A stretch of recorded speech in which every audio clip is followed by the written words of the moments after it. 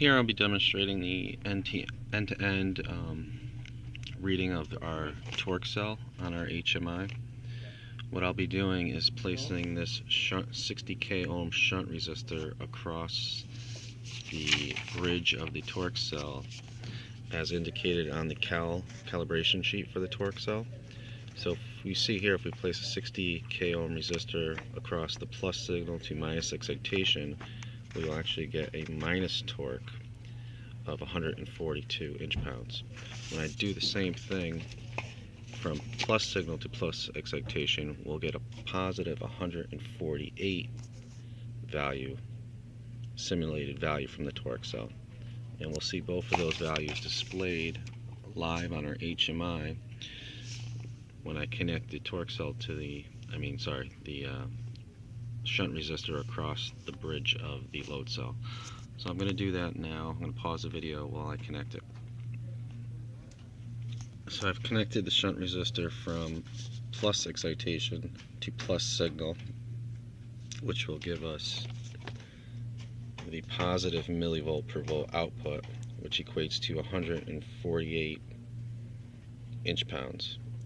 And we see now on the HMI display we read 148 inch-pounds.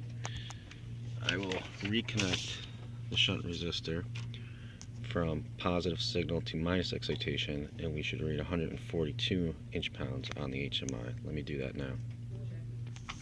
With the shunt resistor now connected between minus excitation and plus signal, we should now see the negative torque simulation value on the HMI, which will be 142.6 inch-pounds rounded up to 143.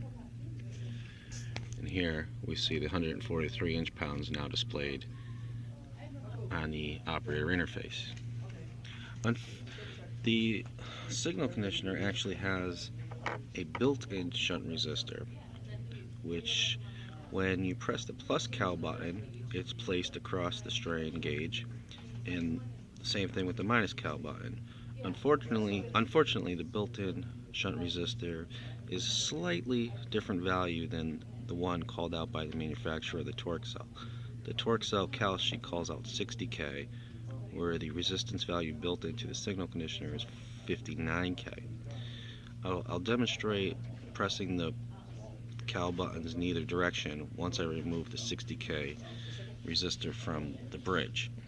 It won't equal the values on the cal sheet, however, these values should remain constant. So anytime you press the plus cal, minus cal, you should read the same value on the HMI.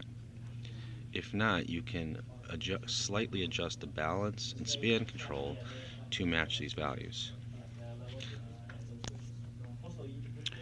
With the 60k ohm shunt resistor removed, the bridge is now balanced and we read 0 inch-pounds. If we press the plus cal button on the signal conditioner and hold it in, we will see a simulated torque of 151 inch-pounds. This was slightly different than the calibration sheet because, again, the resistance value is slightly less. If I press the minus cal button, we will see the torque in the other simulated torque in the other direction. Notice that they're proportionally the same as with the 60k ohm shunt resistor. However, they are a different value. But if you record these values, and in the future, anytime in the future you press these cal buttons, you should get the same value. If not, you can slightly adjust the zero and span potentiometers.